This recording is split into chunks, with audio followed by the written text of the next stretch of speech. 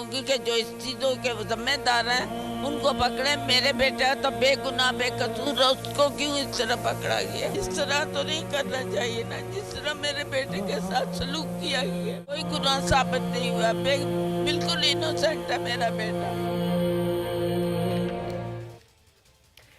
बिस्मिल्लाहिर्रहमानिर्रहीम, अस्सलाम वालेकुम। मैं हूं जैस्मीन मंजूर और आप देख रहे हैं प्रोग्राम बस बहुत हो गया। नाजरीन, आज की एक सबसे बड़ी खबर ये है कि अभी जो आपने क्लिप देखा वो शुएब शेख साहब की वालदा हैं और वो जो अपने दिल में गम लिए, अपनी आंखों में नम लिए पुकार कर रही हैं, सवाल कर रही हैं।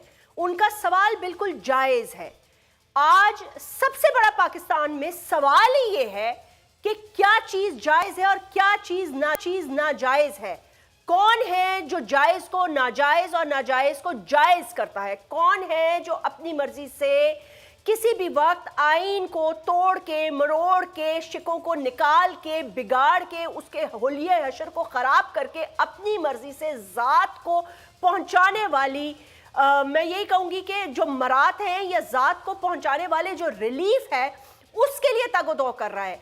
कहीं तो अरबों रुपए के केसेस माफ, कहीं तो खरबों रुपए की जायदादें माफ, मनी लॉन्ड्रिंग माफ। या तो हमें यह बता दें कि वो जेआईटी सब झूठ थी, सब झूठ था, सब कुछ मन घड़त था, प्लानिंग थी। -1 के फॉर्मूले पे -1 करने के लिए एक शख्स को, उस वक्त के वजीर आजम, 2/3 अक्सरियत से जीते हुए वजीर आजम को निकालने की एक साजिश थी, तो हम मान जाएंगे। लेकिन सवाल यह पैदा होता है कि कब, कौन है जो लोगों को उठा रहा है? कैसे आप को चेयरपर्सन शुएब शेख को आप उठा के ले गए? हम कुछ नहीं कर सकते। हाथ बांध के दुआइयां करें, पूछ रहे हैं आपसे कि जी जुर्म बता दें। किसी भी सहाफी को पकड़ लेते हैं, किसी की चित्रौल करते हैं, किसी को ले जाते हैं, किसी को बंद करते हैं और फिर उसके बाद कहते हैं कि जी हमारी मर्जी की बात करो। भाई कौन है आप लोग? किसकी मर्जी की बात करें? और सबसे पहली बात तो यह है कि आपकी मर्जी और मंशा है क्या?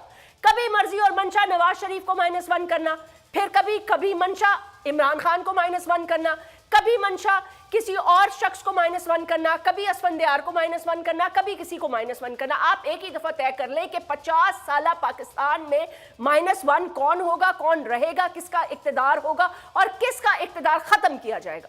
क्योंकि ये बातें तो सिर्फ कहने की है। आज 50 साल हो गए हैं पाकिस्तान के आईन को।